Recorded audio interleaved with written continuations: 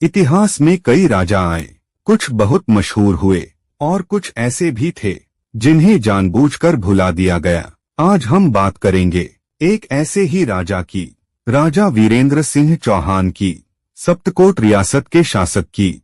यह कहानी है 18वीं सदी के भारत की।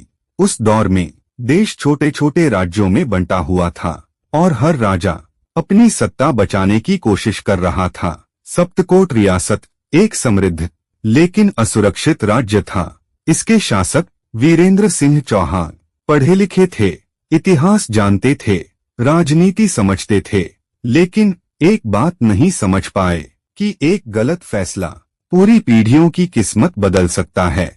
उसी समय अंग्रेज धीरे धीरे भारत में फैल रहे थे। कई राजा उनसे समझौते कर रहे थे, कुछ मजबूरी में, कुछ लालच में, और वीरेंद्र सिंह भी उसी रास्ते पर चल पड़े। उन्होंने अंग्रेजों से गुप्त संधि की, सोचा कि सिंहासन बच जाएगा, लेकिन हुआ बिल्कुल उल्टा।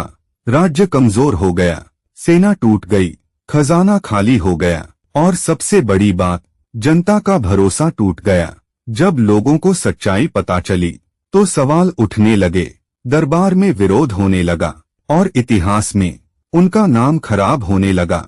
यही डर उन्हें सबसे ज्यादा सताने लगा। उन्होंने सोचा, अगर रिकॉर्ड ही नहीं रहेंगे तो कोई सवाल भी नहीं करेगा। और यहीं से शुरू हुआ इतिहास मिटाने का काम। पुराने दस्तावेज हटाए गए, शिलालेख बदले गए, सिक्कों से नाम मिटाया गया। धीरे धीरे वीरेंद्र सिंह किताबों से गायब होने लगे। लेकिन इतिहास इतना आसान नहीं होता। सालों बाद पुरातत्वविदों को सबूत मिले, टूटे हुए अभिलेख, पुराने पत्र और विदेशी रिपोर्ट जिनमें पूरा सच लिखा था। आज इतिहासकार मानते हैं कि वीरेंद्र सिंह ने देश से ज्यादा अपनी इज्जत बचाने की कोशिश की।